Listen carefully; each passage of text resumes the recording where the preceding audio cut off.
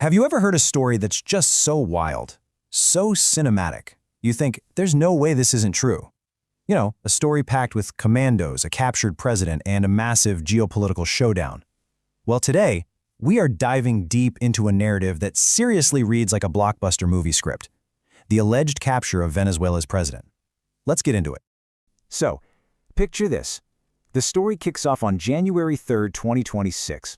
It's the middle of the night, around 2 in the morning, and something is about to go down that would absolutely rock the world. And then boom, suddenly the entire Venezuelan capital is hit by a massive power outage. Communications just die. And under the cover of this manufactured darkness, we're told an elite team is making its move. We're talking about the U.S. Army's most secretive unit, Delta Force, backed by the legendary Night Stalker helicopter pilots. They're in the middle of a lightning-fast raid, and their target? Well, it's the highest office in the entire country. This, my friends, is the story of Operation Absolute Resolve, a mission supposedly planned down to the last second, years in the making, and designed to do the unthinkable: snatch a sitting head of state and fly him to the United States to face justice. And you know, the details that spread online were just incredibly specific. This wasn't some vague rumor. The narrative laid out a full-on operation. It talked about airstrikes, taking out Venezuelan air defenses, clearing the way for helicopters to drop in the assault team. The primary target, President Nicolás Maduro, and the First Lady, Celia Flores. And the mission? A total success. They were captured, extracted, and supposedly already on a plane headed for New York. But now, we gotta shift gears and ask the single most important question here. Is any of it true? The short answer? No, not a bit of it. Operation Absolute Resolve is a complete and total work of fiction. The details might feel incredibly real, but they're all part of a very powerful piece of disinformation that just went viral. Now, to really understand, we have to take a look at the very real, very tense conflict that's been simmering for years between the U.S. and Venezuela. The real U.S. strategy has been playing out in stages. First, you had the sweeping economic sanctions aimed at Venezuela's state oil company, its gold sector, and key government officials.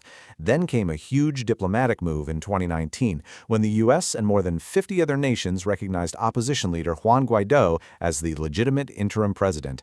And finally, the legal bombshell. In 2020, the Department of Justice unsealed indictments against Maduro and other top officials, hitting them with charges of narco-terrorism.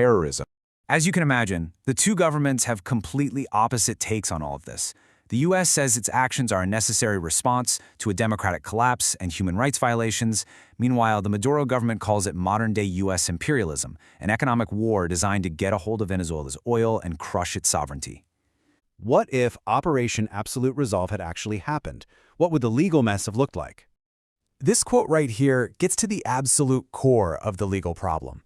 The United Nations Charter, which is basically the foundation of modern international relations, is built on this idea of national sovereignty.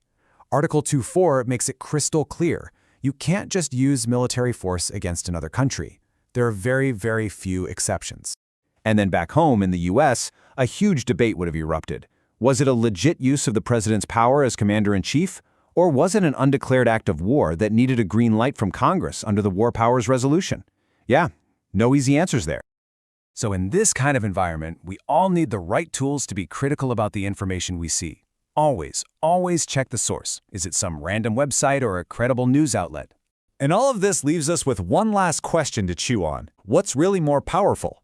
The raw, kinetic power of a military operation? Or the persuasive, chaotic power of a viral story? It's definitely something to think about.